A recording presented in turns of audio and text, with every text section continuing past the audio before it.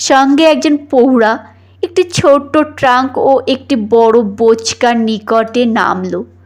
সুরেশ হঠাৎ থমকে দাঁড়িয়ে গেল, আর একবার ভালো করে চেয়ে দেখল, না, তার ভুল হয়নি, ঠিকই দেখছে সে। সরু পাড় ধুতি পরা, হাতখালি, মাথায় আধরুক্ষ চুল, বিধবা বেশের রেণু।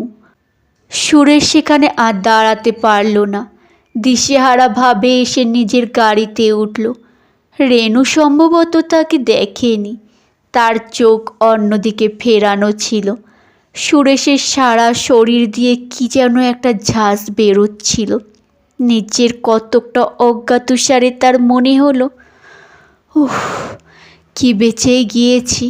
মার কথা যদি তখন না শুনতাম।